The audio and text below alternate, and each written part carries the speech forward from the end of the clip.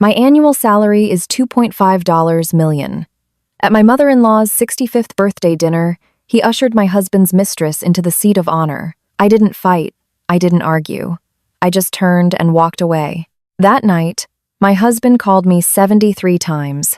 I rejected every call, then blocked his number. The Pinnacle, one of New York City's most exclusive restaurants, felt unusually chaotic tonight in its private Jubilee Hall. The light from the massive crystal chandelier was almost blinding, reflecting off the clinking glasses at the round tables. The air was a strange mixture of top-shelf whiskey and cheap, cloying perfume.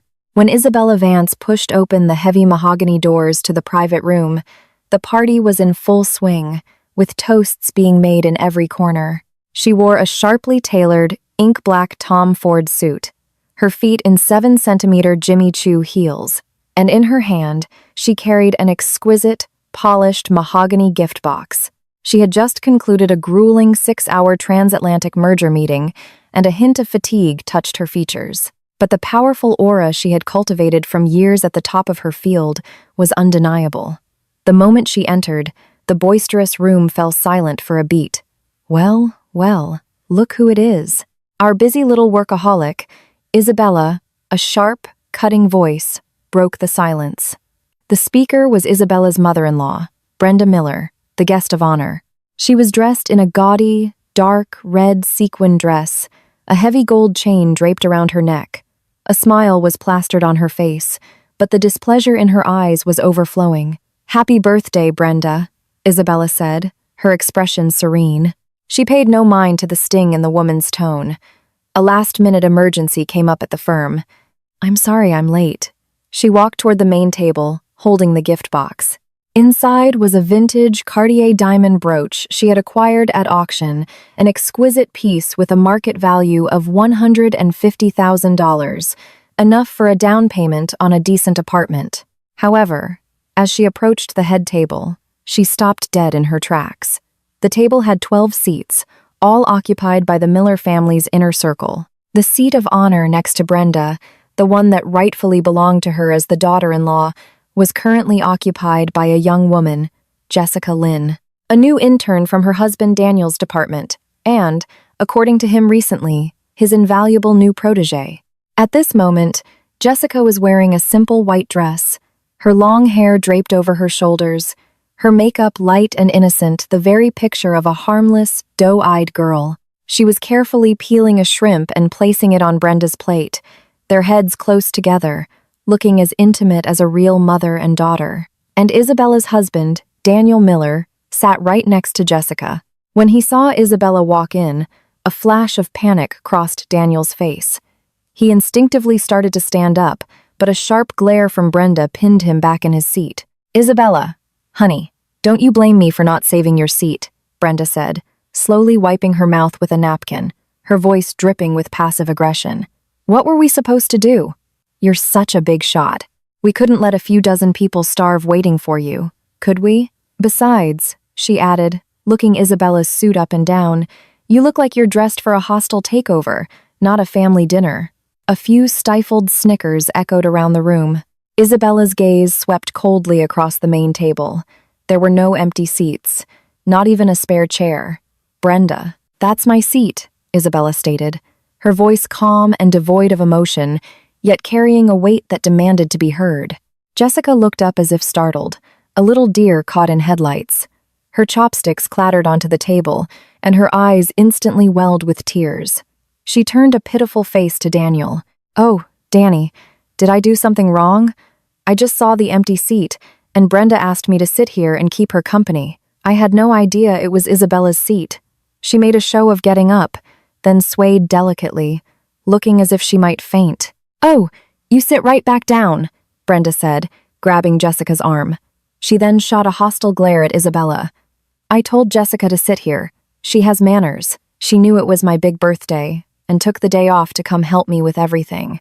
Unlike some people, who make a few bucks and suddenly forget their own name, showing up late to their own mother-in-law's party." "Mom," Daniel finally spoke, but he wouldn't meet Isabella's eyes. His voice was weak. "Isabella's work is demanding. You know that. And that brooch she bought you? cost a fortune. A fortune?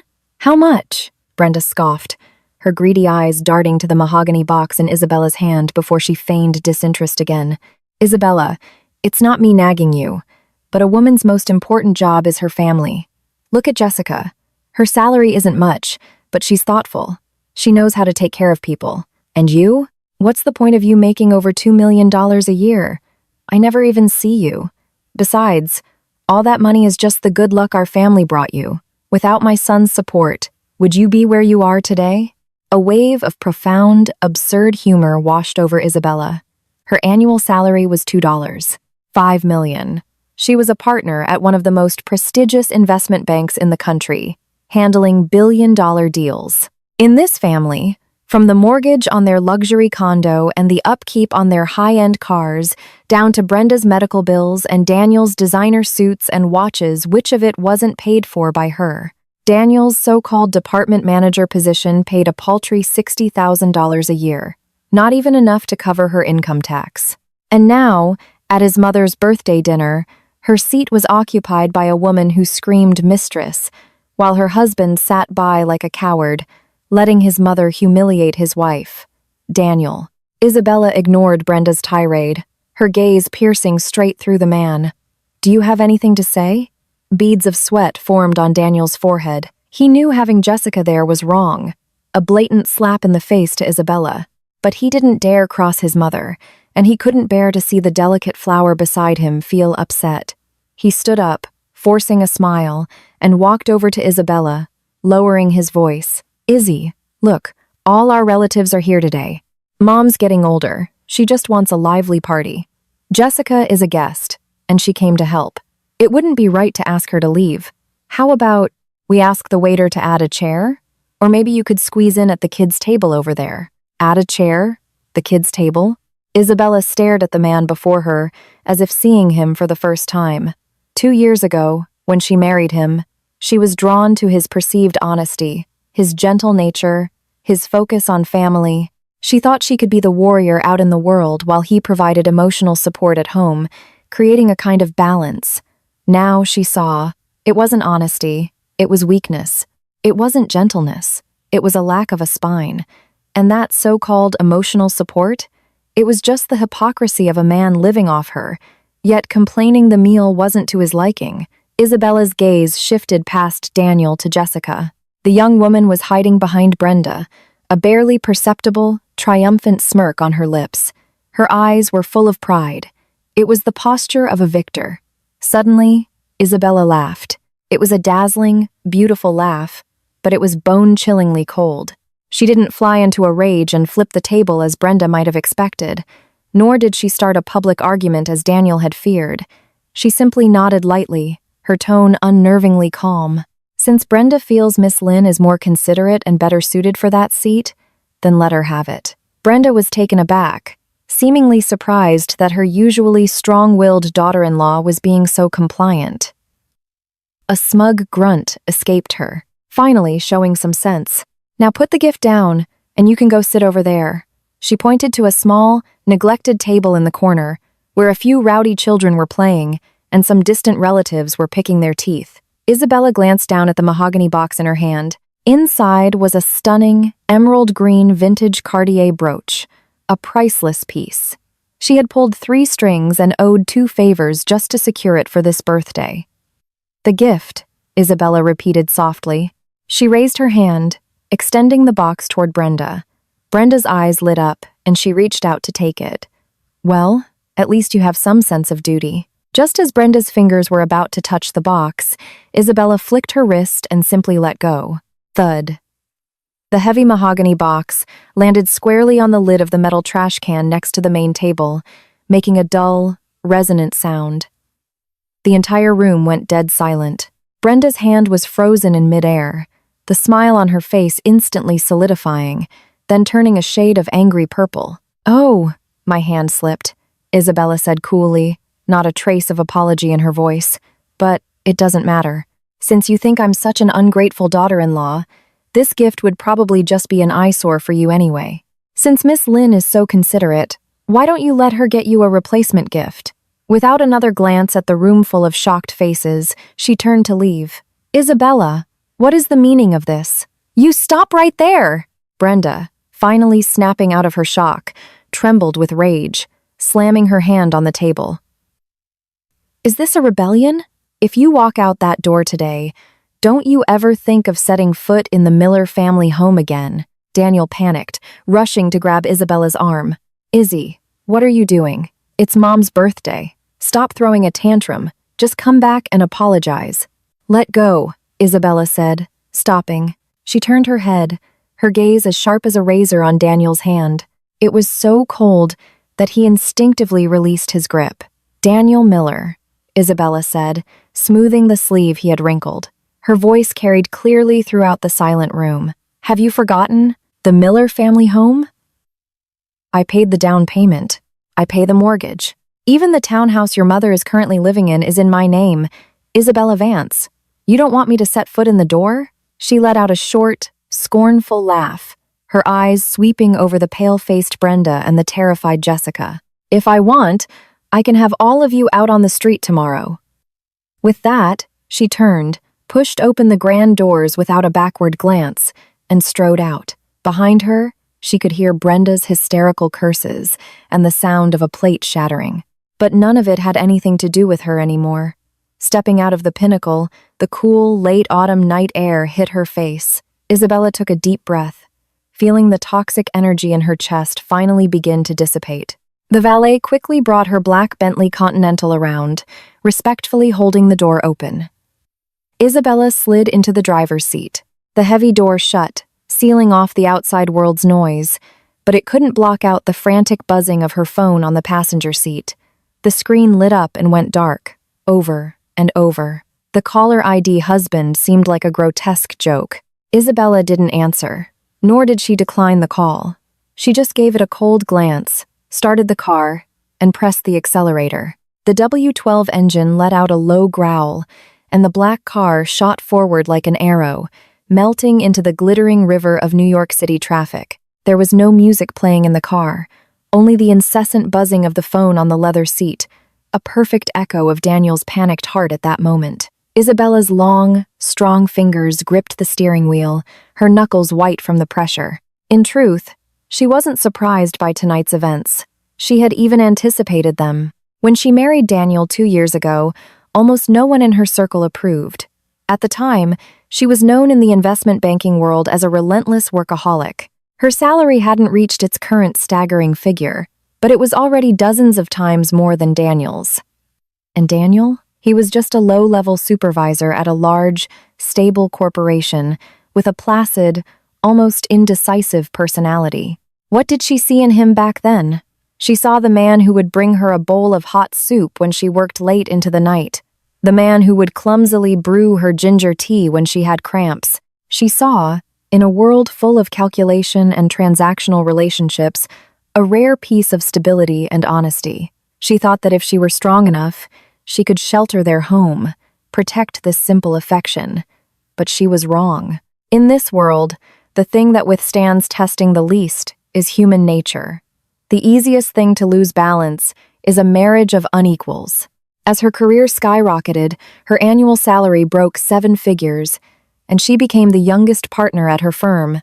Daniel changed. At first, it was silence. Whenever she excitedly shared a successful project, he would just force a smile and say, "Oh, congratulations," then retreat to the balcony to smoke. Then, it became sensitivity. She bought him a watch worth tens of thousands of dollars.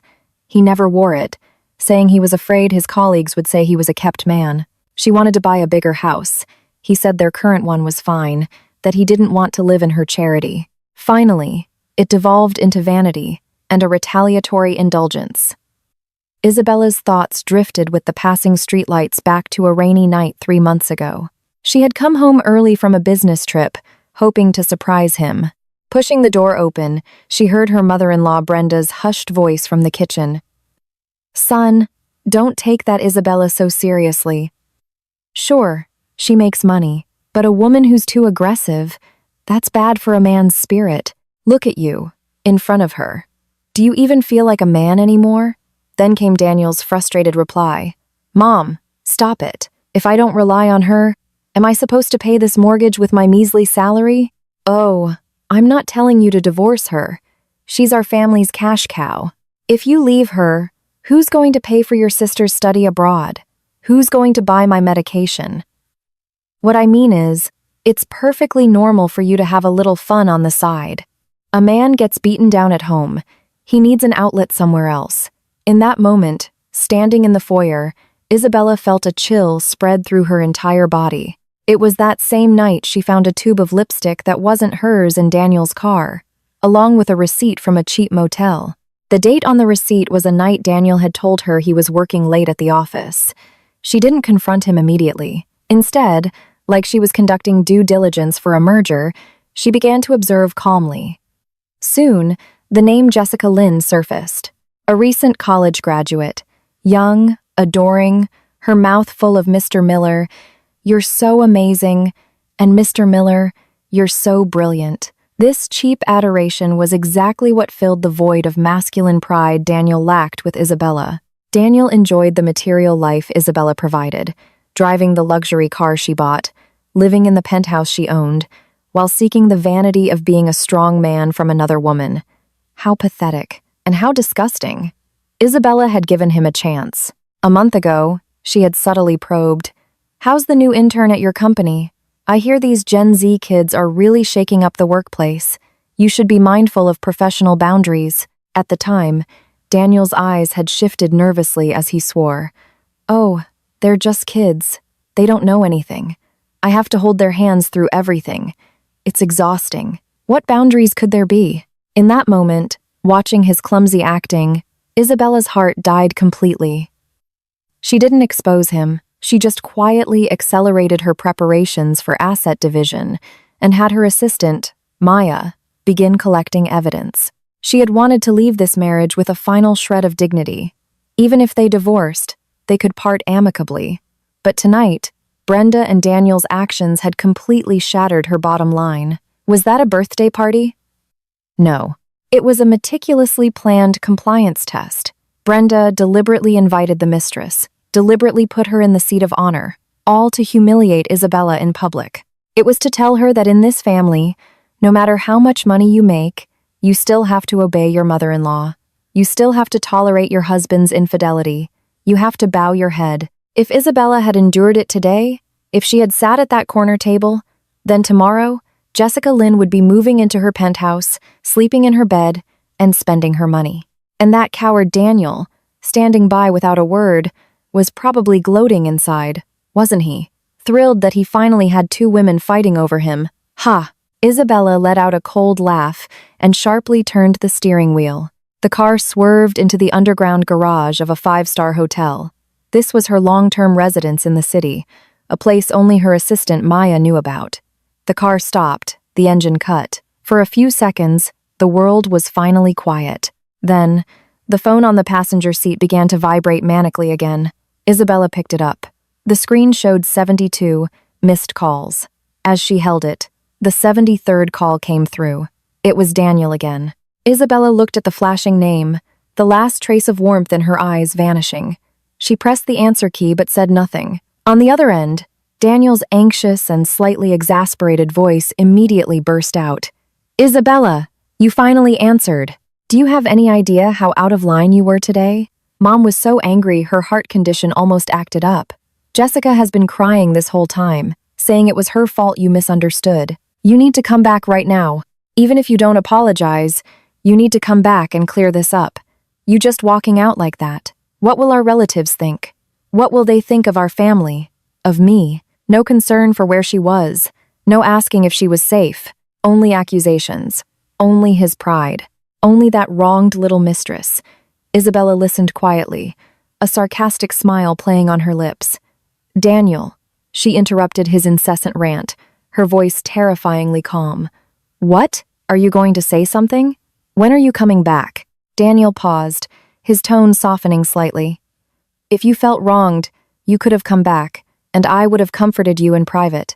Did you have to make such a scene in front of everyone?" "There's no need," Isabella said flatly. "What do you mean, no need? No need for comfort, and no need for me to come back."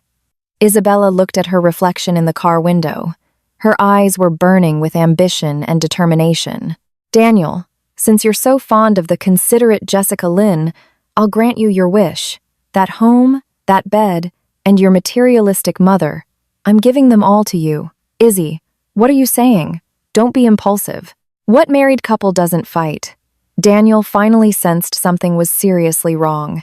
His voice began to tremble. What I'm saying is, Isabella enunciated each word with chilling clarity. We're getting a divorce. A divorce? Daniel's voice shot up an octave. Are you crazy? Over this little thing? Isabella, don't try to scare me with divorce. You're 30 years old. If you get divorced, what kind of man do you think you'll find? Some boy toy who's only after your money? Even at this moment, he was still trying to manipulate her. Isabella couldn't be bothered to waste another breath on him. Whether I'm scaring you or not, you'll find out soon enough. Wait for the papers from my lawyer. With that, she hung up without hesitation. Her fingers then flew across the screen, blocking his number, blocking him on every social media and payment app. After completing the digital exorcism, she let out a long breath, as if expelling 2 years of pent-up toxicity from her chest. The world was finally quiet. Isabella pushed open the car door, her heels clicking on the concrete as she walked to the elevator and pressed the button for the top-floor presidential suite. As the elevator doors closed, she dialed her assistant, Maya, Miss Vance. Maya's professional voice came through the line. Even at 9 p.m., she was always on standby. Maya, notify the legal department. I want a finalized divorce agreement on my desk tomorrow morning. Isabella's voice had reverted to its cool, decisive professional tone. Also, I need the records of Daniel Miller's bank transfers to Jessica Lynn and a copy of the lease for the apartment he's renting for her. I want everything you've gathered.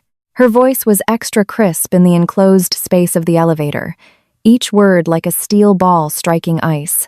And pull out the prenuptial agreement Daniel and I signed 2 years ago. Get it ready for filing.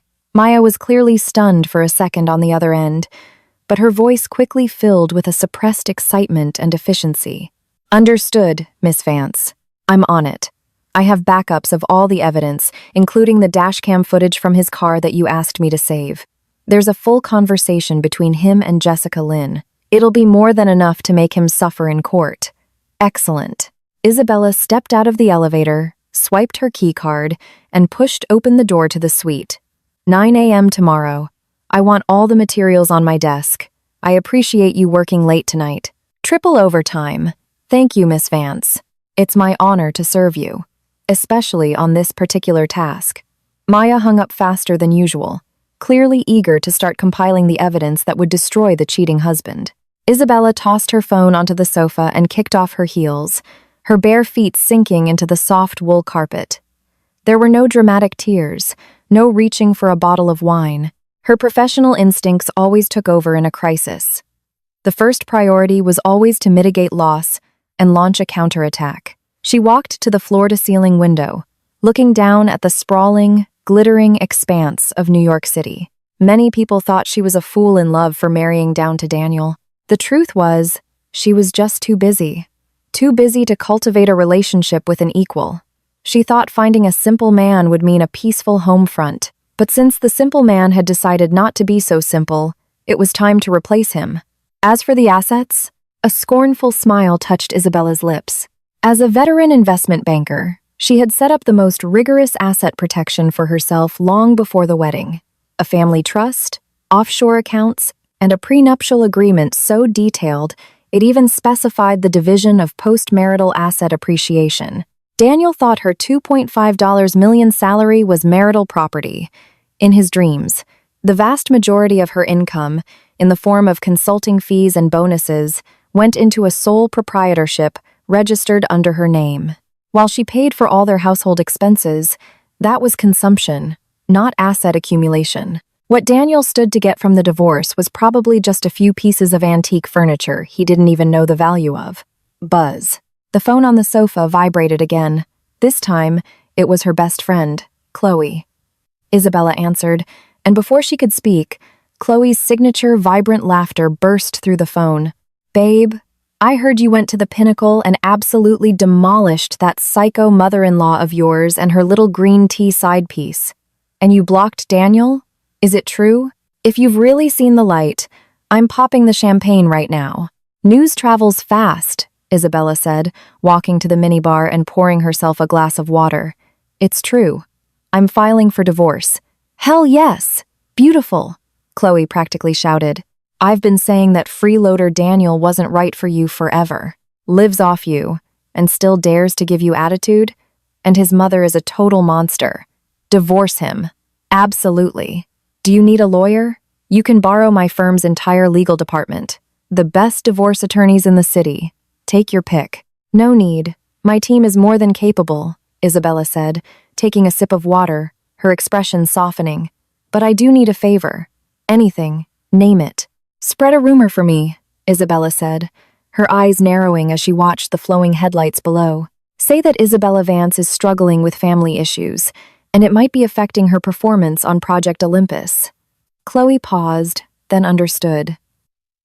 You're fishing, trying to see how Daniel reacts when he thinks you're vulnerable? Or are you testing Sterling Corporation's resolve? Both, Isabella said coolly.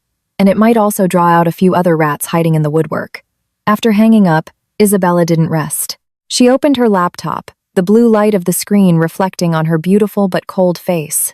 The document title read, Project Olympus, Core Risk Assessment of a $10 billion merger. This was her most important project of the year, involving over $30 billion in capital. If she pulled it off, her status in the industry would be untouchable. She would become a legend. As for Daniel Miller, he was just a bad debt on the balance sheet of her life. It was time to write him off. He wasn't worth losing any precious sleep over. At the same time, in the Miller family's luxury condo, the atmosphere was suffocating. Brenda sat on the sofa, clutching her chest and moaning. On the coffee table next to her sat the rejected mahogany box, a silent mockery. That? Isabella. She's out of control. How dare she disrespect me in public like that? Brenda ranted, sneaking glances at her son. Daniel, look at your wife. What kind of behavior is that? I'm her elder. What's wrong with asking her to give up her seat? Jessica is such a sweet girl. Why can't she stand her? Jessica Lynn sat on a small stool nearby, her eyes red, sniffling softly. I'm so sorry, Brenda. It's all my fault. I shouldn't have gone, and I definitely shouldn't have sat there. Isabella must be angry because of me. Maybe I should call her and apologize? Apologize for what? Brenda's fire was stoked by Jessica's words. She took Jessica's hand. You did nothing wrong. She's the one who's wrong. So petty and jealous. Daniel, stop calling her. Let her stew for a few days. I refuse to believe it. A 30-year old woman. What's she going to do if she gets divorced? She'll come crawling back, begging for my forgiveness in a couple of days. Daniel ran a hand through his hair in frustration. His phone clutched tightly in his fist. Call number 74 had gone straight to voicemail. His text messages were met with a damning red exclamation point. Mom, would you just be quiet for a minute? He finally snapped. Do you have any idea how much that brooch cost? $150,000. And she just threw it away. That means she's serious about this. $150,000? Brenda's eyes widened, and she greedily stroked the mahogany box. Really? That spendthrift? Well, since she gave it to me, it's mine now. At least she has that much sense. The point isn't the brooch. Daniel paced the living room anxiously. She blocked me. Blocked me on everything. If she really files for divorce? He glanced around at the lavishly decorated condo, then toward the garage where the Porsche sat. Without Isabella, all of this would vanish. So what? Brenda said with a dismissive wave of her hand. Let her divorce him. Our Daniel is handsome, a manager at a big company. He'll have no trouble finding another wife. Besides, according to the law, assets are split 50 inches, a divorce. She makes so much money, you'll get tens of millions. Then we can take that money, and you can marry Jessica. Wouldn't that be better than living under her thumb? At the mention of tens of millions, Jessica's previously downcast eyes lit up. She shot a shy glance at Daniel. A thought sparked in Daniel's mind. That's right. Isabella was loaded. Even if they divorced, he'd get a huge settlement. With that kind of money, why would he need to put up with her attitude? With that, Daniel's panic subsided, replaced by a secret greed and a sense of false confidence. Fine, let her stew, Daniel said through gritted teeth. I'll go to her office tomorrow. I refuse to believe she dared to disown me, her husband, in front of all her employees. The next morning, in the heart of Manhattan's financial district, Isabella, dressed in a pristine white power suit, her makeup flawless, strode into her company's lobby. The entire hall seemed to brighten with her presence. Morning, Miss Vance. Good morning, Miss Vance.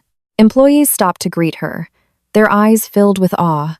Isabella gave a slight nod, her pace unwavering as she headed for her private elevator. Maya was already waiting by the door, holding a thick stack of documents.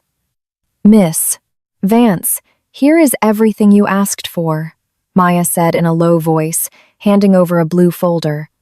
All the evidence of Daniel Miller's infidelity and a copy of the prenuptial agreement are inside. Legal has also drafted the divorce papers. They're ready to be served at any time. Good work, Isabella said, taking the folder without a second glance and tucking it under her arm. Put that aside for now. Inform the project team we're having a meeting in 10 minutes in Conference Room 1 to discuss the second-round financing for Project Olympus. Yes, ma'am. A flicker of admiration crossed Maya's face. This was Isabella Vance. Even when her marriage was imploding, when it came to work, she was a precision machine. No emotion could cloud her judgment. The atmosphere in the conference room was tense. Project Olympus involved a complex web of competing interests, and several senior executives were at loggerheads. The data on the PowerPoint slides was a dizzying array of red and green. The risk is too high. Their bottom line is non-negotiable. Our profit margin is being squeezed to nothing, one vice president said, wiping sweat from his brow. If we don't take it, our competitor will.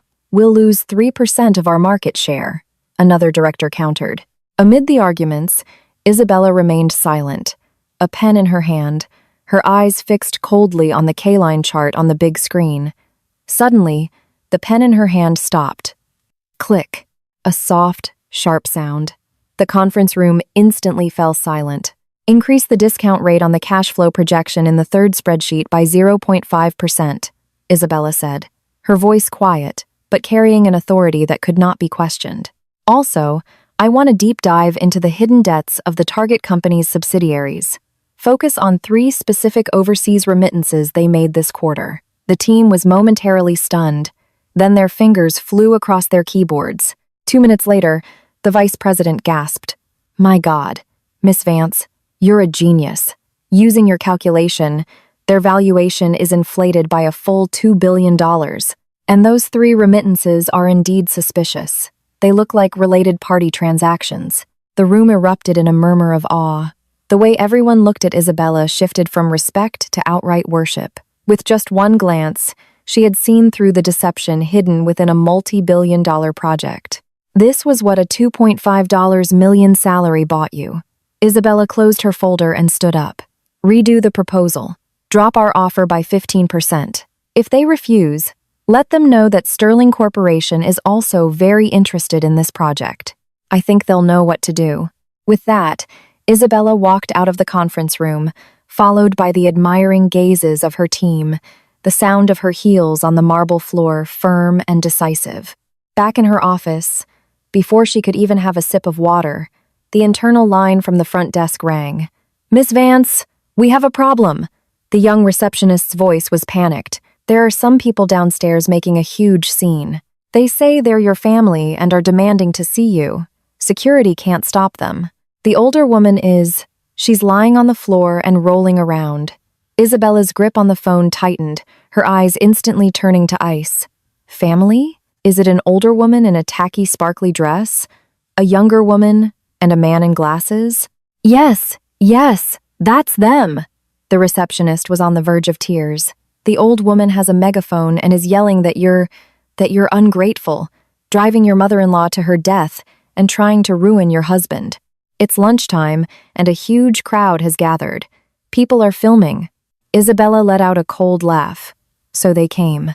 Daniel couldn't reach her, so Brenda, with her loudmouth tendencies, couldn't hold back. She just didn't expect them to be stupid enough to cause a scene in the financial district.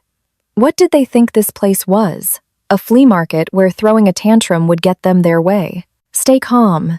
Isabella's voice was like a tranquilizer. Tell security not to forcibly remove them. Just maintain order. And have Maya bring that USB drive we prepared and meet me downstairs. Yes, Miss Vance. After hanging up, Isabella walked to the full-length mirror and adjusted her collar. The woman in the mirror had perfect makeup and sharp eyes, showing no sign of fear from this so-called family scandal. Since they were so eager to offer up their faces for her to slap, she wouldn't be polite. The lobby downstairs was in chaos. Brenda was sitting on the floor, wailing, a portable megaphone amplifying her shrill voice to an ear-splitting volume. Oh, the injustice! Everyone, come and see! This is the million-dollar executive, Isabella Vance. So glamorous on the outside, but rotten to the core. I raised my son with my own blood, sweat, and tears. And he marries this heartless monster.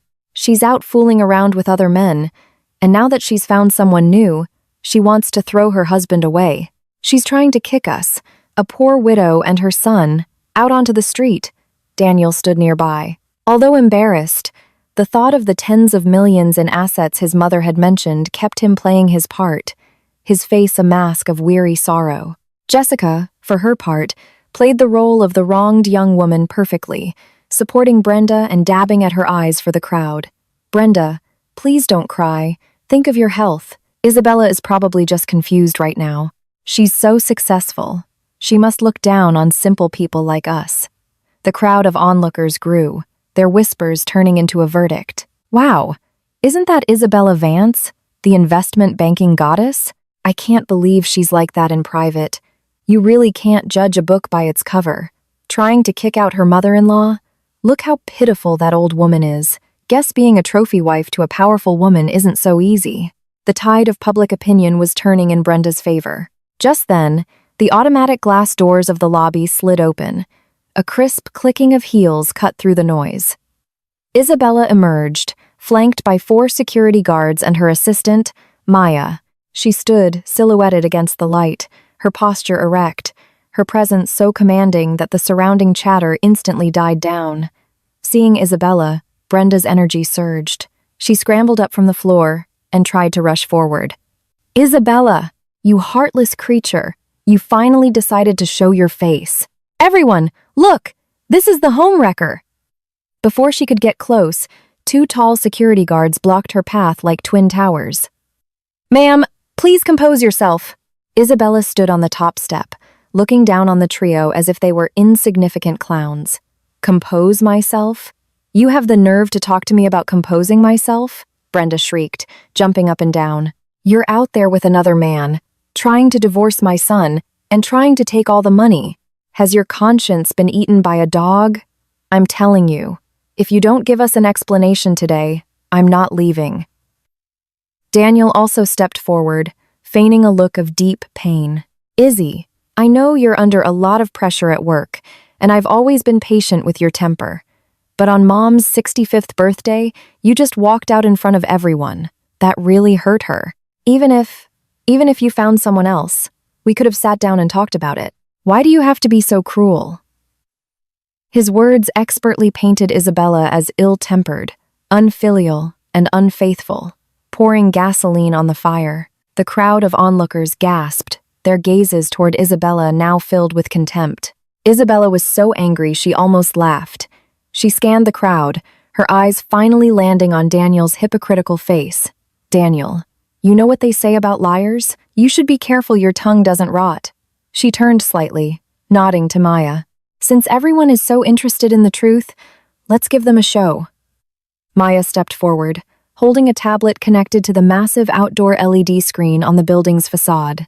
It was a screen Isabella's company rented for project promotions, usually displaying financial news. Today, it would serve as a public executioner. The screen flickered and then lit up with a clear image. Security footage from the Pinnacle's private dining hall. On the screen, a beaming Brenda was pulling Jessica into the seat of honor, cooing, "Jessica, you're so sweet. Sit here with me. This seat is for family. Daniel stood by, meek and avoidant. Then, Isabella entered, saw the scene, and without a word of argument, calmly placed her priceless gift aside and turned to leave. The scene cut to another video. This time, it was from the dash cam in Daniel's car, dated 2 weeks prior. The audio was crystal clear. "Danny boy," Jessica's voice purred, "that old hag is so busy with work, she has no idea how to be a woman. You're so much better. Just be patient, baby." Daniel's voice, slimy and greedy, replied, "Once I trick her into putting a few more properties in my name, I'll drop the bomb on her. Then we can take her money and travel the world." The video even showed the two of them kissing in the car. Though the light was dim, their faces were unmistakable. The crowd exploded. Whoa, what a twist. So he's the one who was cheating, and he brought his mistress to his mom's party to provoke his wife? That is low. That old woman is disgusting. Her own son is the problem, and she blames the daughter-in-law, using his wife's money to support his mistress and planning to steal her property? What a scumbag.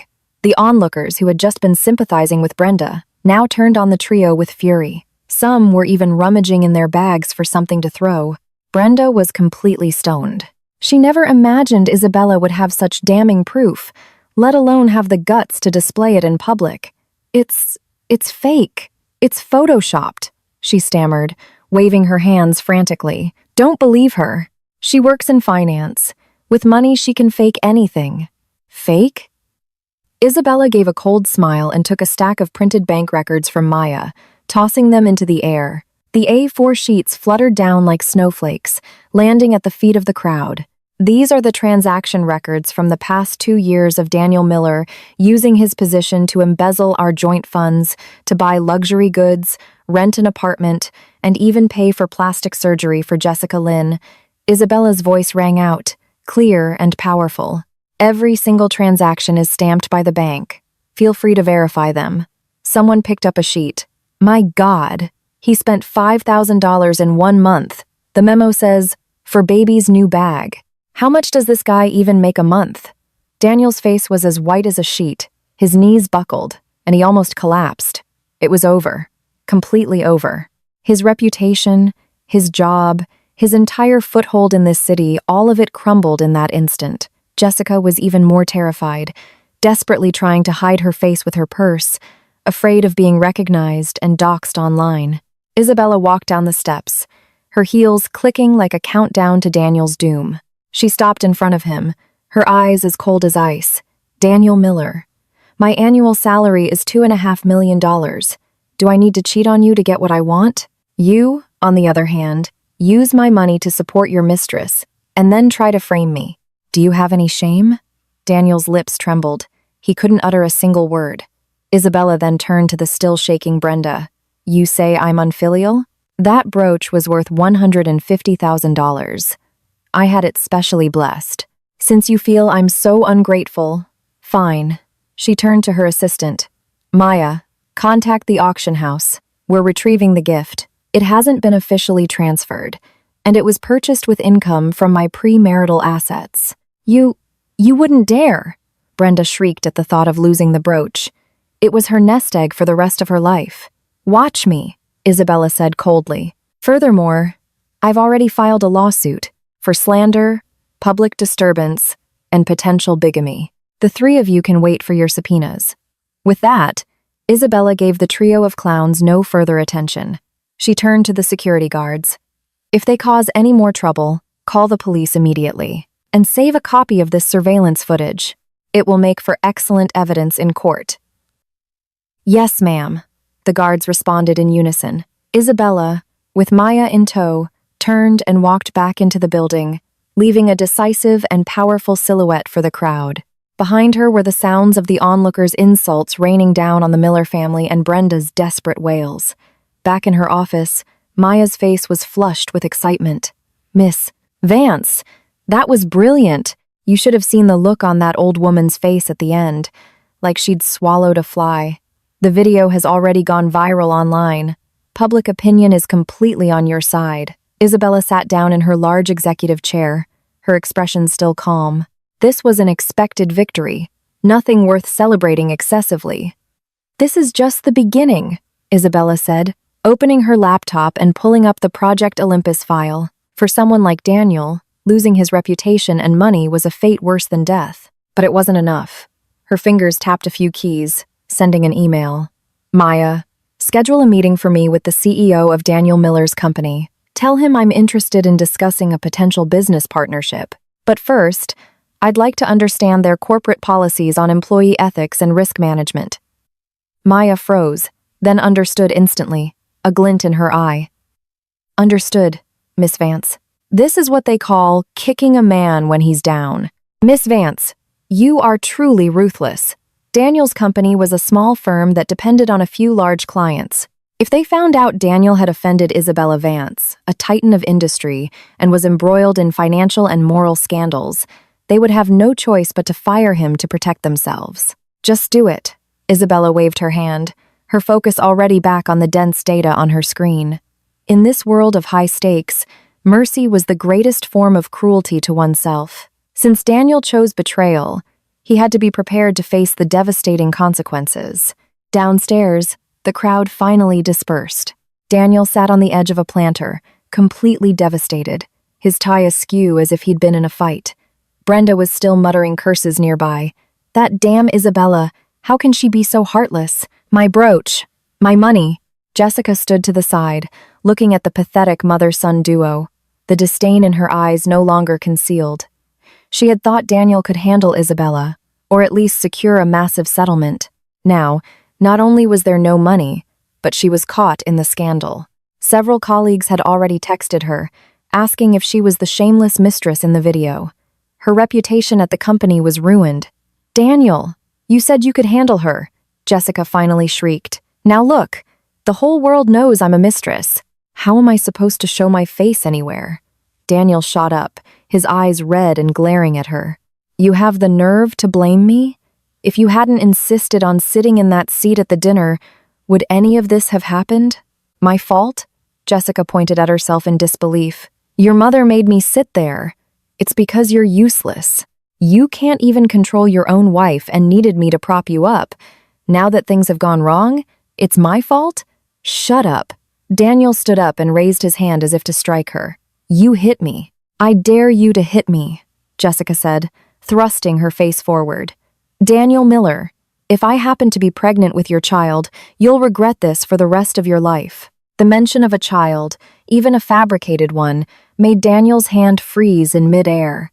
Just then, his phone rang. It was the HR manager from his company. A knot of dread formed in Daniel's stomach.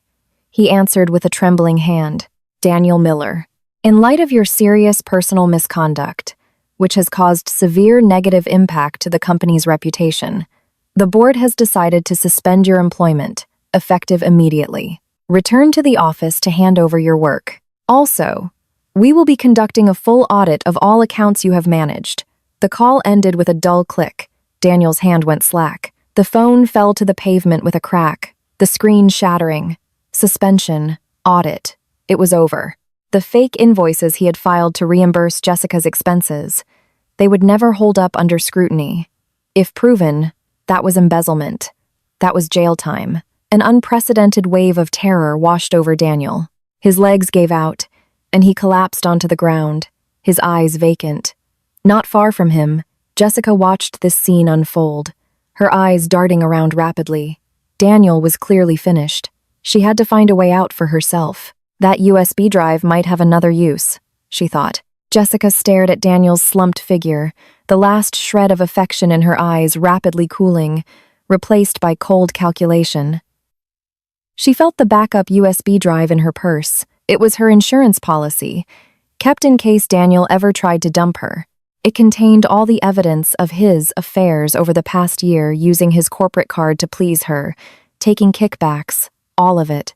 Originally, it was leverage to force him to marry her. Now, it was her last lifeline. Danny boy? Jessica's voice was suddenly sharp and cold. Daniel, still reeling from the shock of his suspension, looked up blankly. Jessica, what do we do?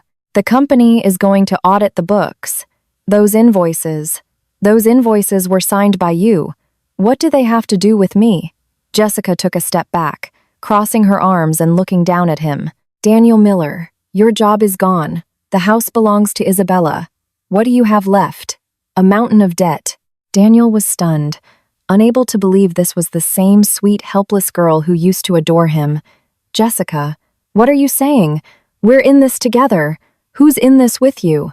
Jessica sneered, her contempt undisguised. I'm a victim here.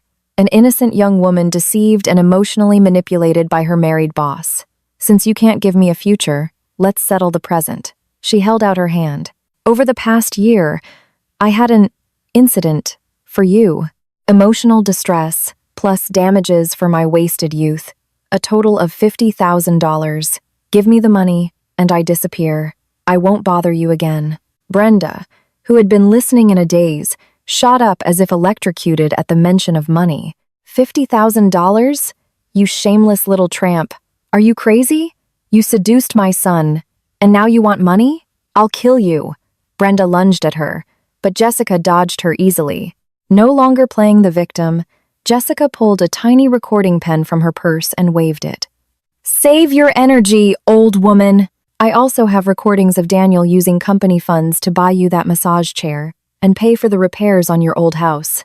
If you don't pay up, I'll send this evidence straight to his company's audit department. Then it won't just be a suspension. You can look forward to visiting your son in prison. Her words were like a lightning bolt striking Daniel. He trembled, pointing a shaking finger at Jessica.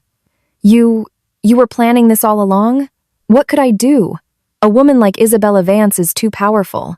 I had to have an insurance policy to play in your league, Jessica said, fluffing her hair, her shrewd demeanor returning. 3 days, $50,000 in my account, or we both go down in flames. With that, she ignored Brenda's wails and Daniel's desperate gasps, turned on her heel, and walked away from the mess, leaving Daniel and his mother like 2 piles of abandoned trash in the gleaming plaza of the financial district. Meanwhile, on the 38th floor of the office building, the atmosphere was one of quiet victory. Isabella stood at her window, looking down at the crowd dispersing like ants below, a cup of black coffee in her hand, her expression impassive. Miss Vance, that was a spectacular victory. Maya was still buzzing with excitement. The PR department says public opinion is completely on our side. A few media outlets even want to do an exclusive interview with you about how modern women should handle marital crises. Turn them all down, Isabella said, turning and placing her cup on the desk. I don't need to sell a sob story or build a personal brand. I need results. Of course, Maya immediately adopted a serious tone and pulled out her schedule. About Project Olympus, the key meeting is at 2 p.m. this afternoon.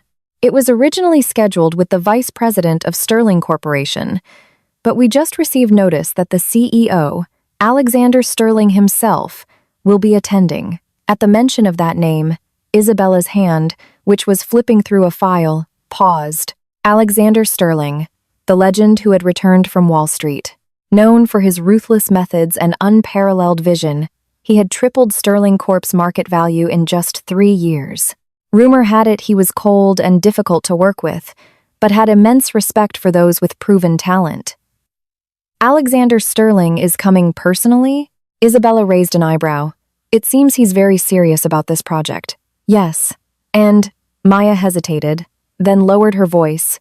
I heard that, Mr. Sterling was already familiar with your work from your time abroad. He specifically requested to meet with the project lead. A corner of Isabella's mouth lifted, a spark of challenge in her eyes. Compared to dealing with the domestic mess of a man like Daniel, a high-stakes negotiation with a worthy adversary was what truly excited her. Prepare the materials. We leave in 10 minutes. 2 p.m. Sterling Corporation headquarters, top-floor conference room. Isabella and her team walked in punctually. She had changed into a sharp white pantsuit, her hair pulled back in an elegant chignon, revealing the long, graceful line of her neck. She radiated a cool, commanding presence. Across the long conference table sat a man in a dark gray bespoke suit. Unlike the others, he wasn't sitting stiffly upright but was leaning back in his chair, casually toying with a fountain pen. At the sound of the door opening, he slowly looked up. Their eyes met. For a split second, Isabella's heart skipped a beat. The man had strong, defined features. His dark brown eyes were like deep, bottomless pools, analytical.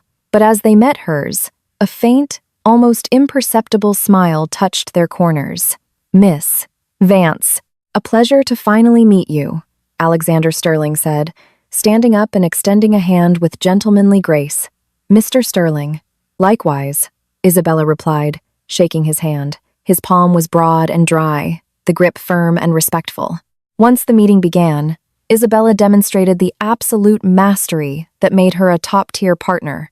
From macroeconomic analysis to project risk assessment and detailed financial modeling, she spoke fluently, data at her fingertips, her logic irrefutable.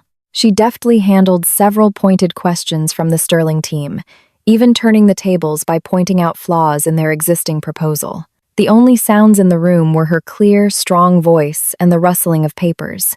Alexander Sterling remained mostly silent, just watching her.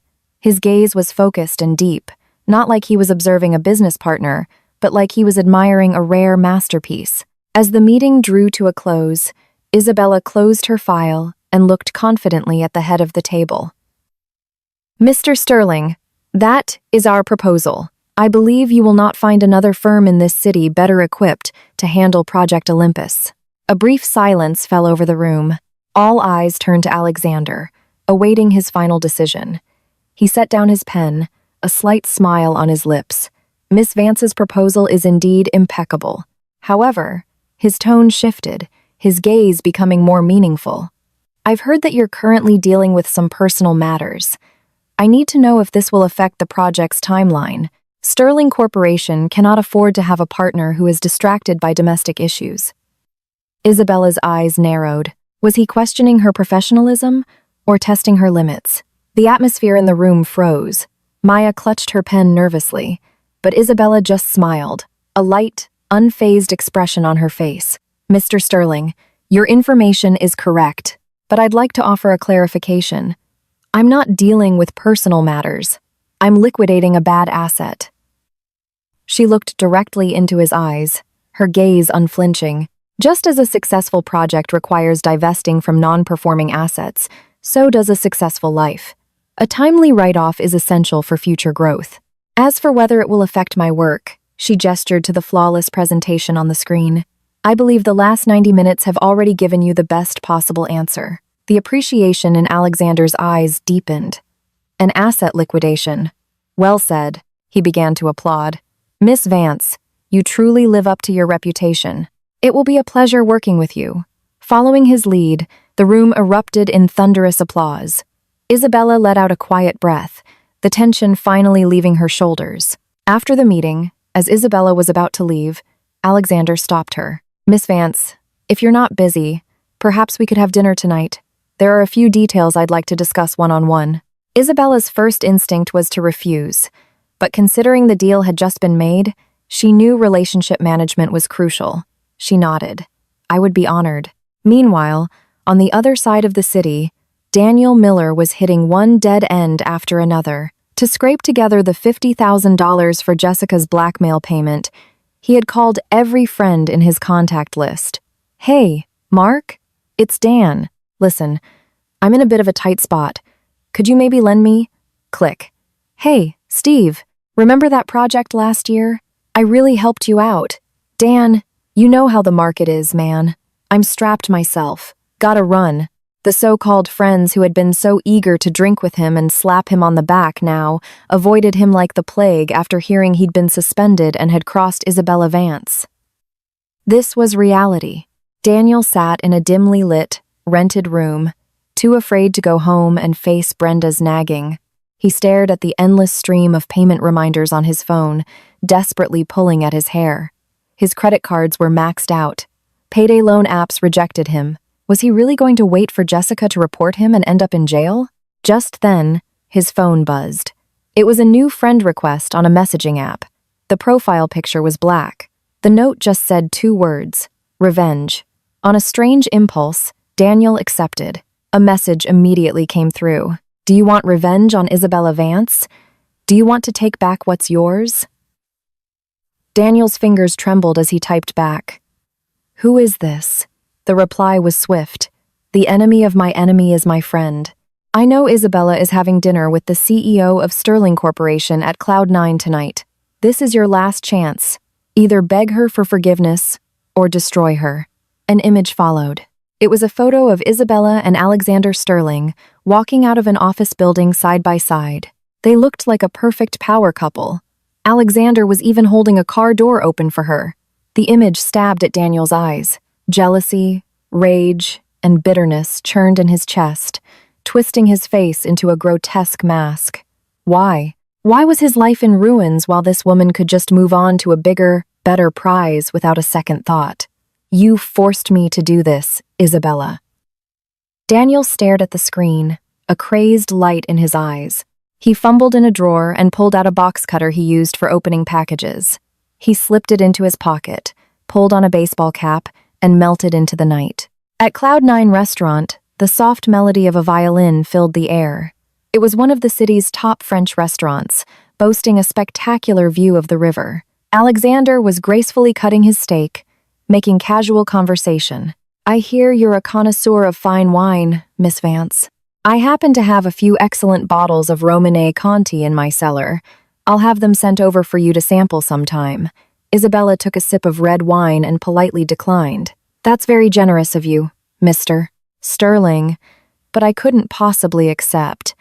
Besides, as a newly single woman, it might not be appropriate for me to receive such an expensive gift. Alexander put down his utensils and dabbed his lips with his napkin, his gaze intense. It is precisely because you are single, Miss Vance, that I have a reason to give you a gift. Wouldn't you agree? His words were direct and bold. Isabella was taken aback for a moment, then smiled. Mr. Sterling, are you hitting on me? And what if I am? Alexander leaned forward slightly, his powerful presence enveloping her. An exceptional woman like you deserves better. You shouldn't be held back by garbage. Isabella's heart stirred. She didn't expect him to be so direct. Just as she was about to respond, a commotion erupted at the restaurant's entrance. Sir, you can't go in there. Sir, a waiter's panicked voice cried out. A disheveled man with wild, bloodshot eyes burst into the dining room, brandishing a gleaming box cutter. It was Daniel. His eyes immediately locked onto the radiant Isabella by the window and the distinguished man sitting across from her. The stark contrast shattered the last of his sanity. Isabella, you bitch! Cheating on me with another man! Daniel screamed, charging toward them like a mad dog. The blade aimed straight at Isabella's face. Look out! It all happened too fast. All Isabella could see was the glint of the blade as her body froze. At the last possible second, a tall figure lunged in front of her. Schlick. The sound of the blade tearing through fabric and flesh was shockingly loud in the quiet restaurant. Alexander grunted in pain. With his free hand, he chopped down on Daniel's wrist, sending the box cutter clattering to the floor.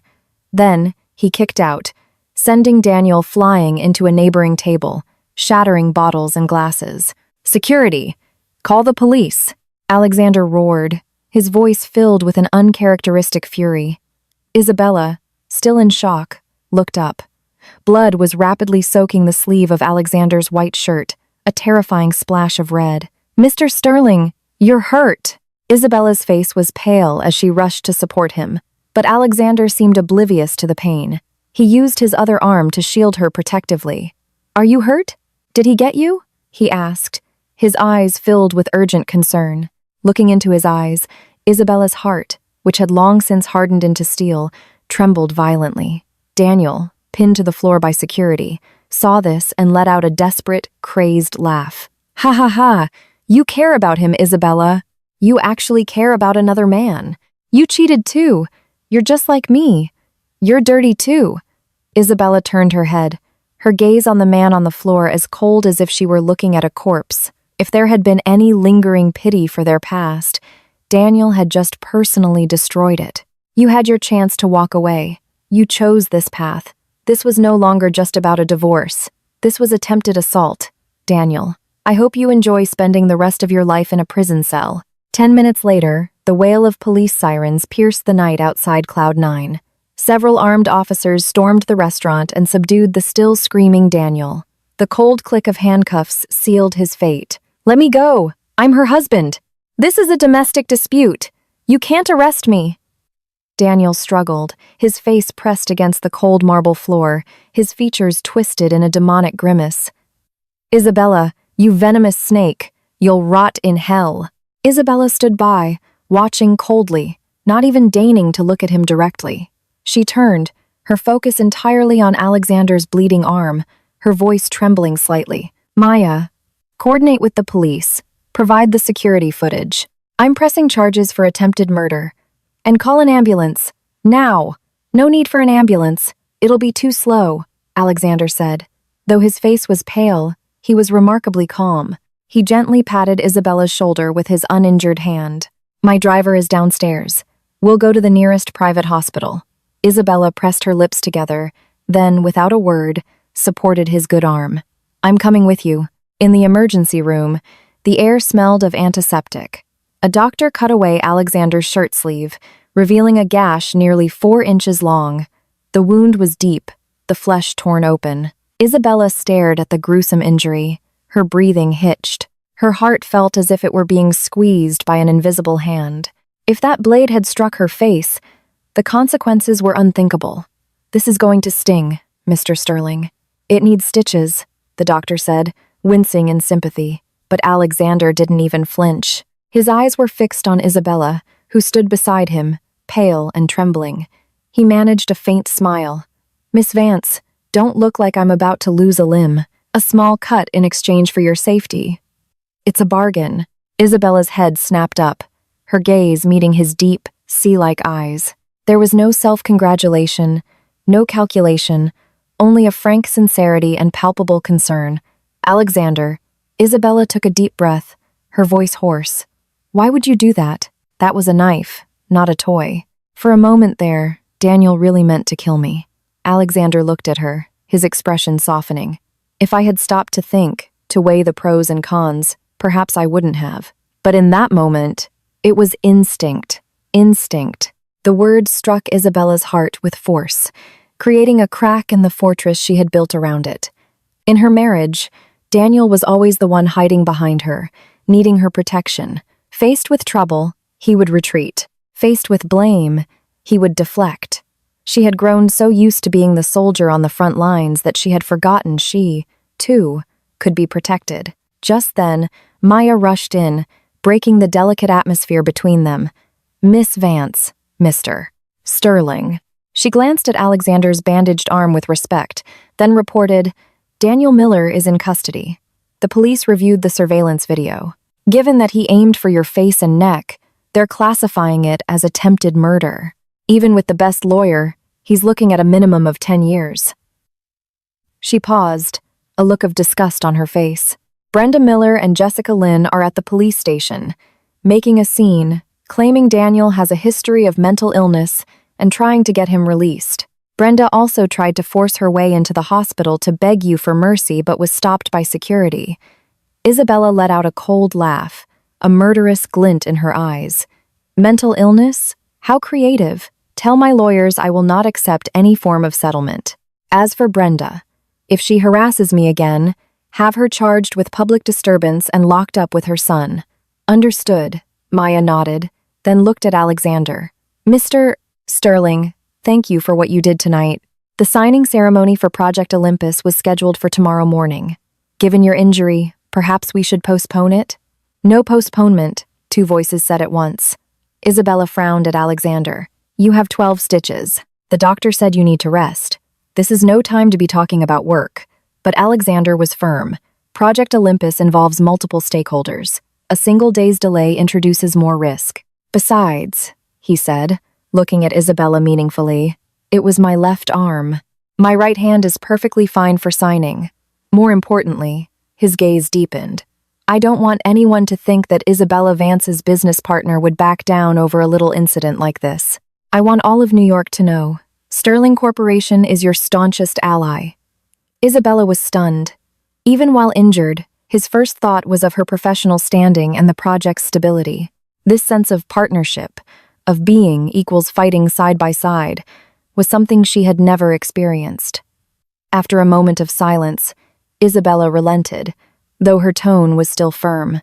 The signing can happen tomorrow, but the location is changed to this hospital. I'll have my legal team bring the documents here. A smile touched Alexander's lips, his eyes full of affection. As you wish, Miss Vance. The next morning, in the executive suite of a private hospital, a unique signing ceremony took place. There were no flowers, no red carpet, no flashing cameras, but the core executive teams from both companies were present, creating a solemn and charged atmosphere. When Alexander, with his uninjured right hand, signed his name with a flourish and stamped the Sterling Corp. seal on the contract, the weight on Isabella's shoulders finally lifted. The $10 billion project was officially launched. This meant that after shedding her draining marriage, her career had not only survived but had soared to new heights. After the executives left, only Isabella and Alexander remained in the room. Sunlight streamed through the blinds, casting a warm glow on Alexander's pale face. "Thank you," Isabella said, her voice sincere, looking at him. "For last night, and for today. If it's just a verbal thank you, there's no need," Alexander said, leaning back against his pillows. "But if Miss Vance wouldn't mind, could you peel an apple for me? It's a bit difficult with one hand." Isabella smiled and skillfully began peeling the apple from the fruit basket. "You know, I've always been curious," Alexander said suddenly, watching her. "A woman as intelligent and perceptive as you. What did you ever see in Daniel Miller?" Isabella's hand paused for a fraction of a second, then continued. Her voice was calm, as if telling someone else's story. "I was young. I mistook compliance and obedience for love. I thought marrying an ordinary man would give me a simple, ordinary life. It was only later that I realized a low-value marriage doesn't bring stability. It just drags you down." She finished peeling the apple, cut it into slices, and offered it to him. "But I should thank him. He helped me see what I truly want. And what about now?" Alexander took the apple but didn't eat it, his eyes fixed on her. "Isabella, what kind of partner do you want now?" The air in the room grew thick with unspoken meaning. Isabella met his undisguised gaze. "Mr. Sterling, is this an interview?" she asked, half joking. "No." Alexander put the apple down, leaning forward and closing the distance between them. "It's a self-recommendation." He set aside his usual boardroom ruthlessness, his tone becoming exceptionally earnest. "Isabella, I admire your talent, I respect your integrity, and I ache for your strength. I know you've just ended a terrible marriage and may not trust in relationships right now. That's fine. I'm not in a hurry." He extended his uninjured right hand, palm up. "I don't need an immediate answer, nor do I want you to depend on me. I only hope that on the road ahead, whether it's the storms of the business world or the trials of life, I can have the privilege of standing by your side. As your equal, as your partner, will you give me a chance to pursue you?" The sun was bright outside. Isabella looked at the strong hand offered to her, her mind flashing back to the image of him shielding her without hesitation, of him defending her in the boardroom. This was the kind of man she deserved. Not an emotional leech who only knew how to take, but a partner who could understand her ambition, respect her soul, and was willing to protect her. Slowly, she placed her hand in his. While not an explicit yes, the warmth of his touch said everything. "Alexander," she said, a smile finally reaching her eyes, the first truly relaxed and radiant smile since her divorce. "The probation period is going to be very strict. Are you sure you're ready?" Alexander closed his hand around hers, his eyes dancing. "At your service, my queen." While a new chapter was beginning for them, Daniel Miller was experiencing his own personal hell in a holding cell. As a suspect in a violent crime, he was in a special ward. The iron door was always locked, with only a small, high window letting in a sliver of light. "Let me out. I was framed. It was a moment of weakness. I want to see my lawyer." Daniel rattled the bars, screaming, "Quiet down." A guard banged his baton on the door. "Nobody's listening to your excuses here. Attempted murder, with clear evidence. Get ready to rot in here." Daniel slid to the floor, his head in his hands. How did it come to this? Just a few days ago, he was the enviable Daniel Miller, with a wife earning millions and a beautiful young mistress. Now, His wife was gone, his mistress had vanished, his job was lost, and he was facing a long prison sentence. "Mom, save me," he whimpered, tears and snot smearing his face. Unfortunately, the mother he was counting on, Brenda, was currently being cornered at her own front door by a group of loan sharks. They were the ones Daniel had borrowed from to buy bags for Jessica. Now that he was locked up, the creditors had come for his next of kin. "Old woman, your son owes us $30,000. With interest, that's $50,000. If you don't pay up today, we're taking this house." A group of tattooed men yelled, banging on her door. Brenda cowered inside, too terrified to even cry out loud. This was karma. For years, they had taken advantage of Isabella's kindness and forbearance, trampling on her dignity without a second thought. Now, the consequences had come back like a boomerang, striking them right where it hurt. 2 weeks later, Isabella had just finished a long international video conference and was massaging her temples as she left the room. Maya immediately came up to her, her expression odd. "Miss Vance, there's someone downstairs who has been waiting for you." "Who?" Isabella took the glass of warm water Maya offered. "Daniel Miller," Maya whispered. "Security won't let him up, but he's been kneeling in the lobby for almost 2 hours. It's causing quite a stir. He says if he doesn't see you, he'll kneel there until he dies." Isabella paused, a cold, ironic glint in her eyes. Kneel until he dies? The old, soft-hearted Isabella might have felt a flicker of pity, might have let him up just to maintain appearances. But the new Isabella found it laughable. "Let him kneel," she said dismissively, turning toward her office. "Tell security if he disrupts business operations to call the police." "But Miss Vance," Maya followed, hesitating. "It's rush hour, a lot of employees are talking, and I heard he looks terrible. Someone took a video and posted it online. Most of the comments are against him, but there are a few bleeding hearts saying you're being too cruel." Isabella stopped and turned, her gaze cool. "Cruel? Maya, you must remember this. Mercy to your enemy is cruelty to yourself. However, since he's so desperate to see me, let's grant him his wish." She straightened her impeccable suit, her aura of power fully engaged, and walked toward the lobby. In the company lobby, during the evening rush, Daniel knelt on the polished marble floor, stripped of all his former self-important pride. The designer suit Isabella had once bought him was now a wrinkled, stained mess. He was unshaven, his eyes sunken. He looked 10 years older. Employees pointed and whispered as they passed. "Isn't that the cheating husband from last time? How does he have the nerve to show his face here? I heard he got fired and is drowning in debt. Serves him right." Imagine having a wife like Miss Vance and throwing it all away for an intern. "What an idiot," Daniel heard the whispers, the shame burning him. But he didn't dare get up. This was his last chance. The past 2 weeks had been a fall from grace. He was released on bail after being detained for the assault, but his company immediately fired him and blacklisted him throughout the industry for his embezzlement and misconduct. The loan sharks were even more terrifying.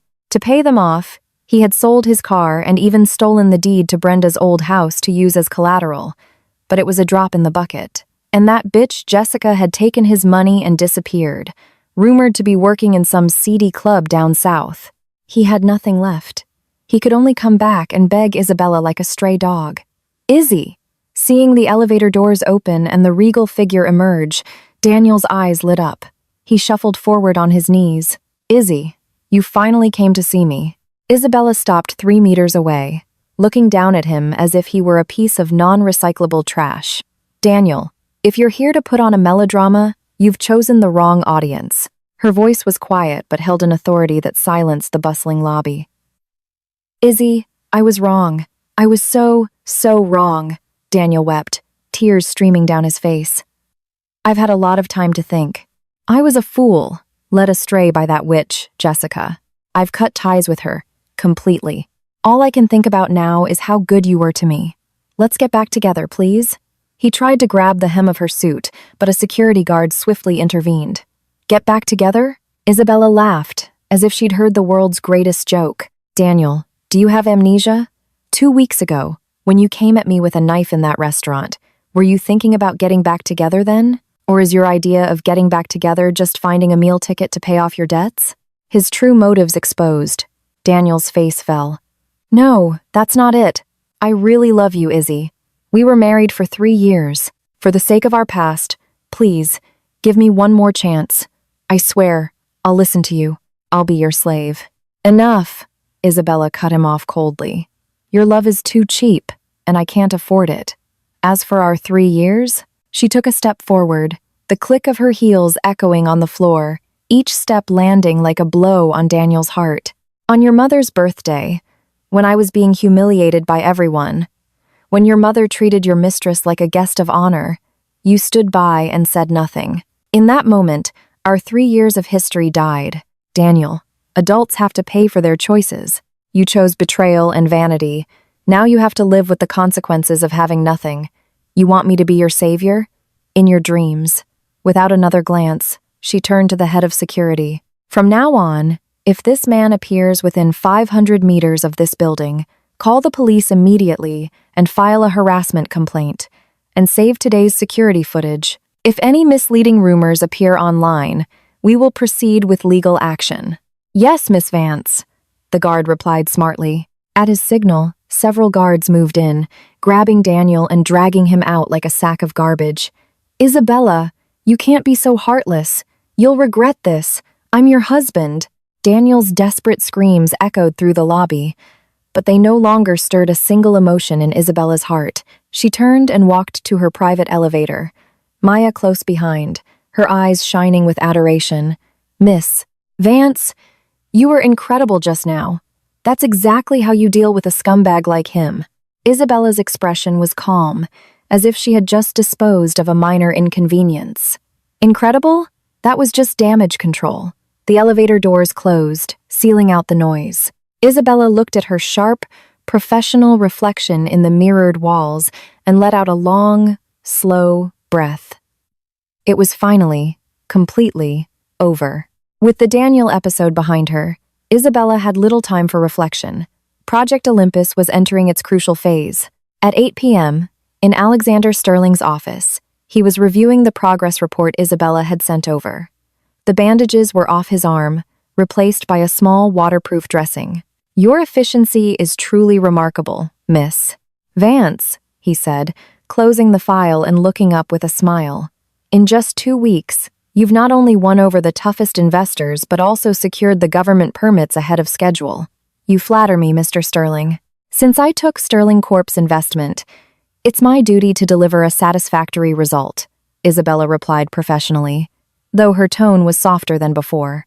During his recovery, Alexander had been quietly using his resources to clear obstacles for her.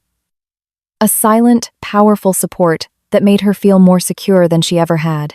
Now that work is done, shall we move on to personal matters? Alexander's tone shifted. He stood up and leaned against his desk, a casual posture. Isabella raised an eyebrow. Personal matters?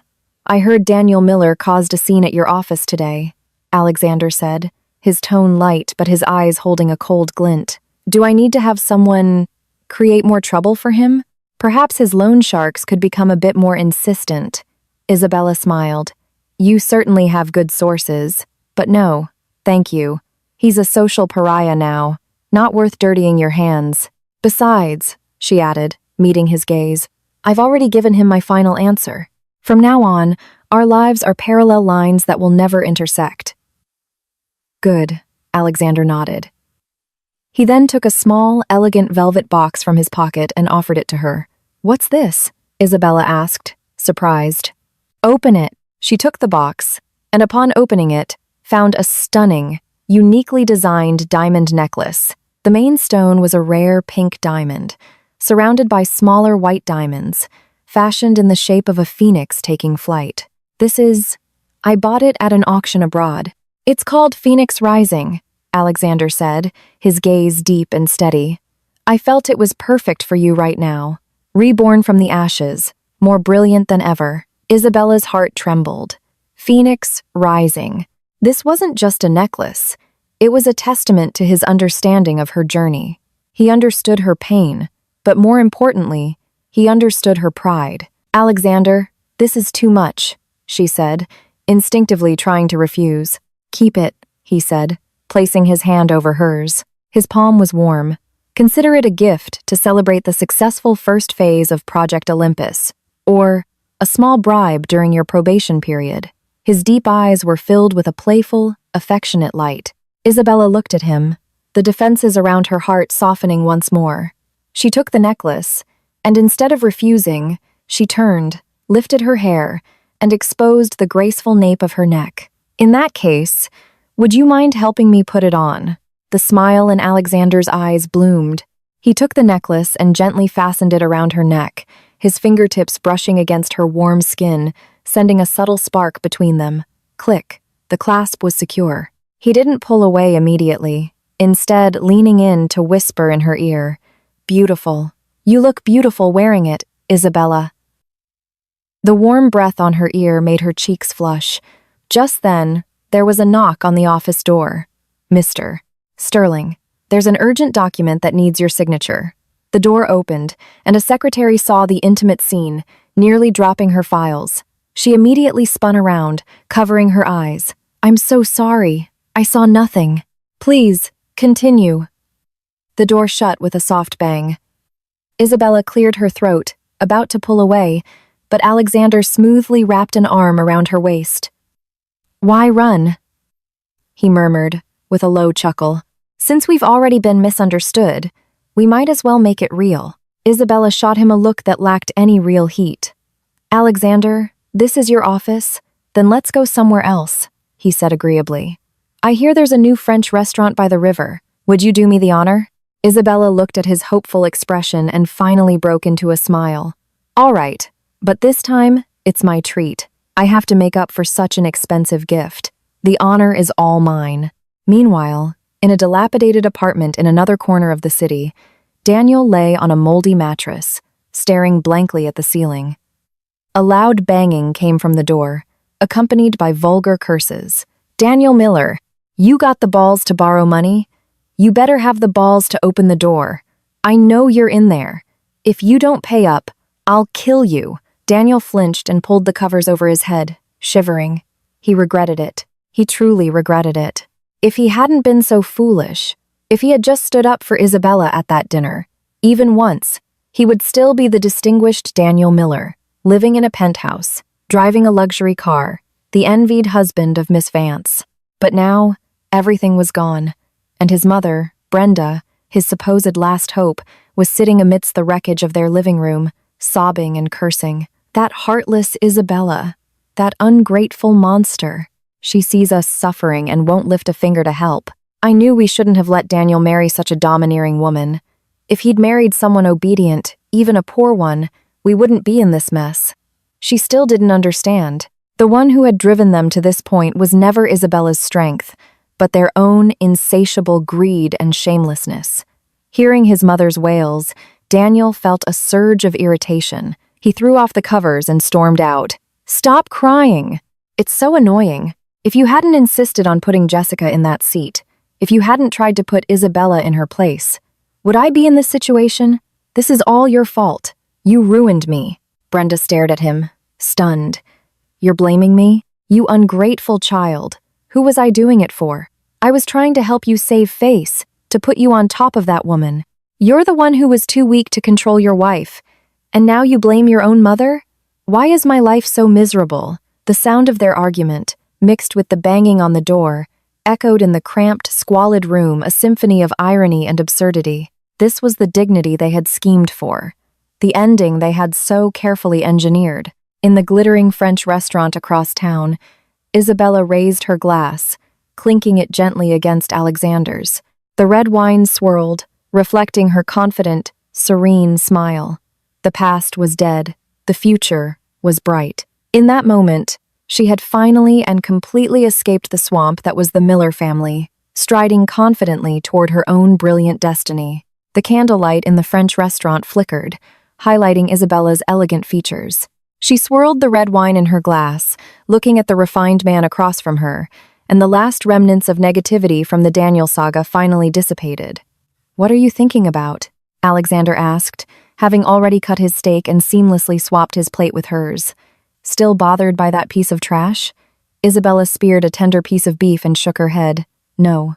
I was just thinking that the court summons should be delivered to Daniel tomorrow. It's time for this farce to officially end. Alexander's eyes glinted. He raised his glass to her. Then allow me to be the first to congratulate Miss Vance on her impending freedom. Clink. The crisp sound echoed in the quiet restaurant, signaling the collapse of an old order and the beginning of a new life. The next morning, at the New York County Supreme Court, despite Daniel's desperate attempts to delay, including feigning illness, Isabella's formidable legal team easily shut down his tactics. In the courtroom, Daniel wore the same wrinkled suit, looking gaunt and hollow-eyed. In the gallery, Brenda sat on the edge of her seat, her eyes glued to her son, muttering, "Useless, completely useless." Isabella, in a pristine white pantsuit, her hair elegantly styled, radiated an aura of untouchable class and cool confidence. She sat at the plaintiff's table, not once sparing Daniel so much as a glance. "Your Honor, regarding the defendant Daniel Miller's marital infidelity, misappropriation of marital assets, and actions constituting gross misconduct, the plaintiff has submitted a complete and irrefutable chain of evidence," Isabella's lawyer announced, his voice clear and resonant. Exhibit A. Records of the defendant's year-long illicit affair with a third party, Jessica Lynn, including text messages, hotel receipts, and numerous intimate photographs. Exhibit B. Bank statements showing the defendant's unauthorized withdrawal of over $3.2 million from Miss Isabella Vance's personal accounts for the purchase of luxury goods for the third party and for personal expenses. Exhibit C. The official police report and medical evaluation from the defendant's attempted assault with a deadly weapon. As the lawyer spoke, the evidence was displayed on the large screen, each photo, each transaction, a resounding slap across Daniel's face. Gasps and murmurs filled the gallery, making Daniel wish the floor would swallow him whole. "No, that's not right," he stammered. "I was tricked. That money, it was a loan." "A loan?" Isabella's lawyer scoffed.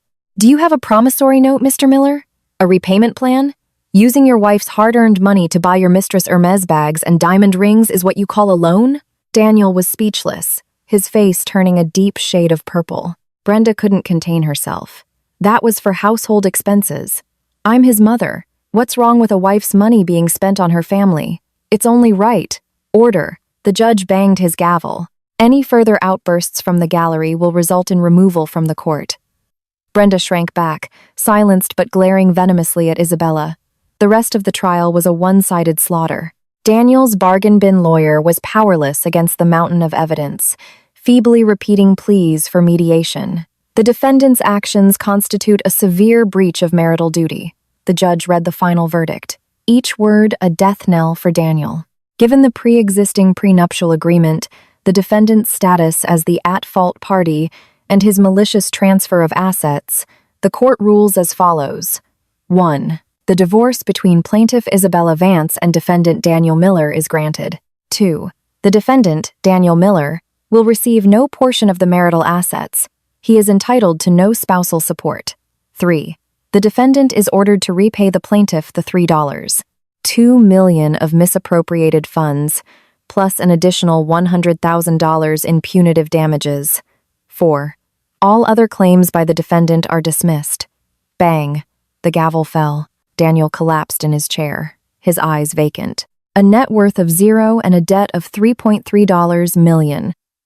He was finished. "I object. I object." Brenda surged forward, trying to get to Isabella, but was restrained by bailiffs. "Isabella, you venomous witch. You have so much money. Why do you have to ruin us? You'll pay for this." Isabella gathered her documents and calmly walked over to the railing, looking down at the hysterical old woman. "Brenda, the people who ruined you weren't me. It was your own greed." Her voice was quiet but sharp. "When you paraded your son's mistress at your party to humiliate me, did you think of this day? When your son was using my money to support another woman, did you say a single word to stop him? This $3.3 million is the debt your son owes me, and the justice your family owes me." She then turned to the catatonic Daniel. "I will be pursuing a court order for enforcement. If you can't pay, I hope you enjoy being on a credit blacklist for the rest of your life." Without a shred of pity, Isabella walked out of the courtroom, leaving behind Brenda's desperate sobs and Daniel's dead silence. Outside the courthouse, the sun was bright. She took a deep breath of free air. "Congratulations," a smooth, deep voice said. Alexander was leaning against a black Maybach, holding a bouquet of red roses, smiling at her. "What are you doing here?" she asked, pleasantly surprised. "How could I miss such an important moment?" He handed her the flowers. "Picking up my girlfriend from work and celebrating her new life." "Girlfriend?" Isabella raised an eyebrow, accepting the fragrant bouquet. "Aren't you moving a little fast, Mr. Sterling?" "Not at all," Alexander said, gently brushing a stray strand of hair from her face. "I've waited long enough. Any longer, and someone else might beat me to it." Isabella laughed, a bright, genuine sound. She took his arm. "All right, boyfriend. Where are we eating?" "My treat. As long as it's with you, I'll eat anywhere." As they walked away, a disheveled Daniel stumbled out of the courthouse just in time to see them. The sight of Isabella, the woman who once adored him, now smiling happily with a man 1,000 times his superior, was a dagger to his heart. He was nothing but trash left on the curb. "What are you looking at? Haven't you embarrassed us enough?" Brenda slapped him on the back. "Start thinking of how to get that money. Over $3 million. If we don't pay, we'll be begging on the streets." Daniel staggered, then spun around, the last thread of affection for his mother snapping. "Money, money, is that all you think about?" he roared, his eyes bloodshot. "If you hadn't made such a scene, if you hadn't championed Jessica, would I be here today? Now I have nothing. Are you happy now?" Brenda was shocked into silence, then collapsed onto the steps, wailing. "Oh, woe is me. I raised an ungrateful snake. He's too weak to handle his own life, so he blames his mother." The passers-by stared at the spectacle. Daniel, disgusted by the farce, didn't help her up. He just turned and stumbled into the crowd, a man with no home to return to. A week later, in Isabella's office. "Good news, Miss Vance," Maya burst in. The court seized and auctioned Daniel Miller's car for $20,000. Also, she paused, a satisfied look on her face. "Jessica Lynn has been arrested." "Oh?" Apparently, she took Daniel's money and ran south, got involved in illegal online gambling, lost everything, and went into debt with loan sharks. To pay them off, she tried to steal a client's Rolex and was caught red-handed. The police ran her record and found she was wanted in connection to our case, so they sent her back. Isabella just nodded, unsurprised. As for Brenda, Maya continued, her retirement accounts have been frozen. She's been showing up at the construction site where Daniel works, demanding he support her. He's about to lose that job too. "Let them be," Isabella said, her gaze on the city skyline. "From now on, you don't need to report news about irrelevant people to me." "Understood, Miss Vance." "Oh, and Mr. Sterling had afternoon tea sent over. He said it's a pre-celebration for your promotion to global partner." Isabella smiled. Yesterday, headquarters had confirmed it. In light of the monumental success of Project Olympus, she was being promoted, with responsibility for the entire Asia-Pacific region. Her salary would double. She was no longer just a daughter-in-law who endured humiliation. She was a queen of her industry. That evening, a familiar Maybach was waiting for her outside. Alexander stood by the car, looking impossibly handsome. "Tired?" he asked, taking her briefcase. "A little," she said, taking his arm. "What's the special occasion? I wanted to take you somewhere."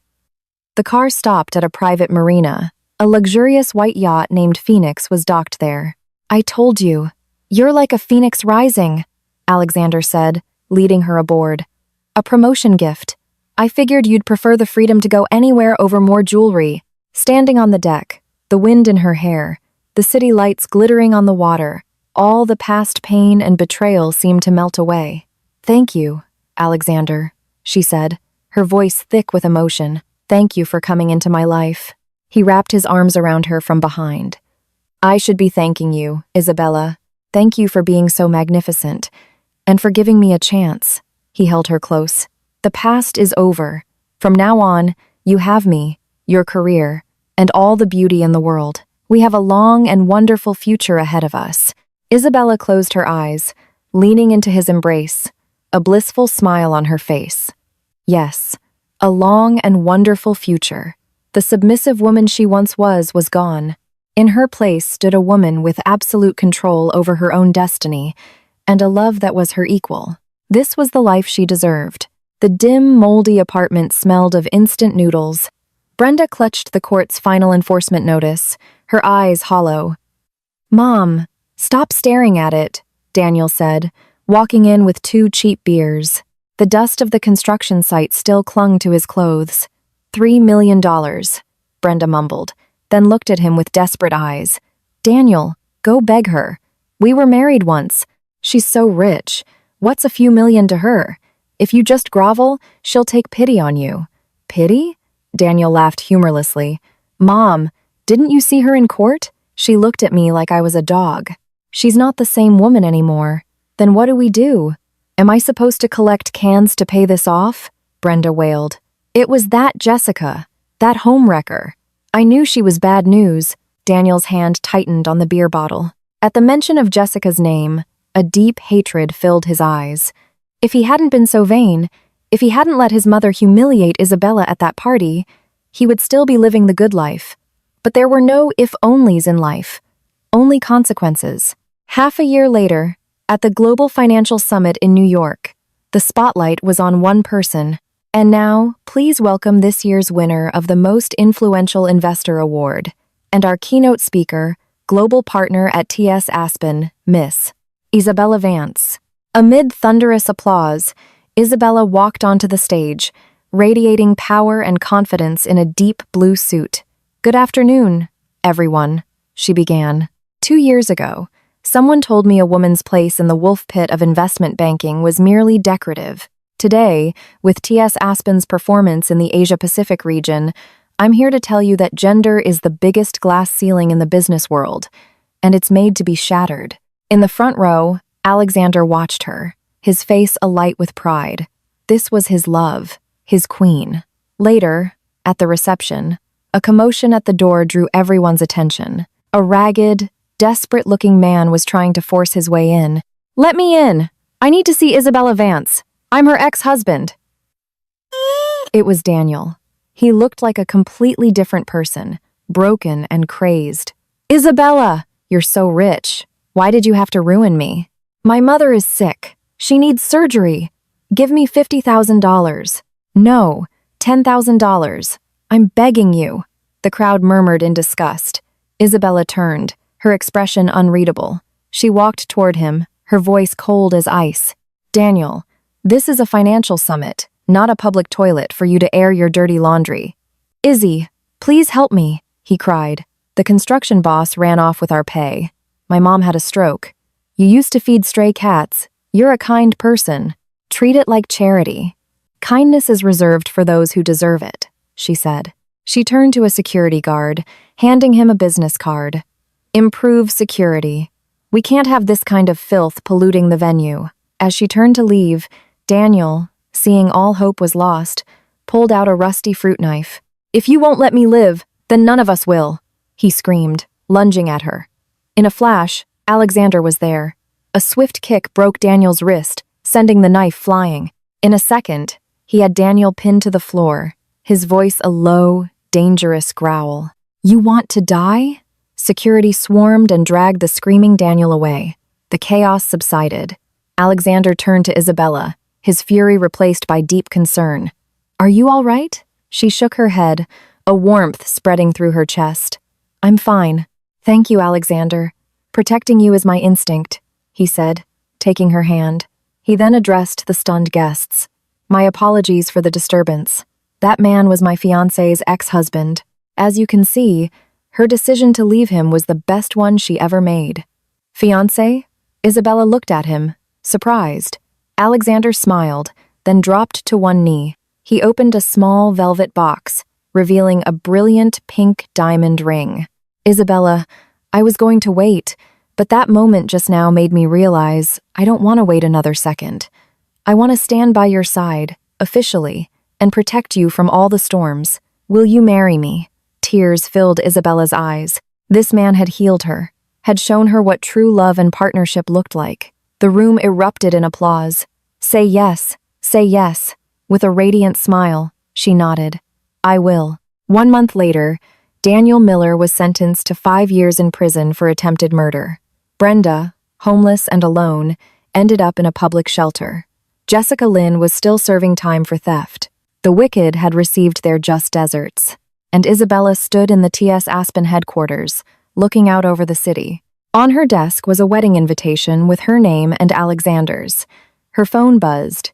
It was a text from Chloe. Yes, sis.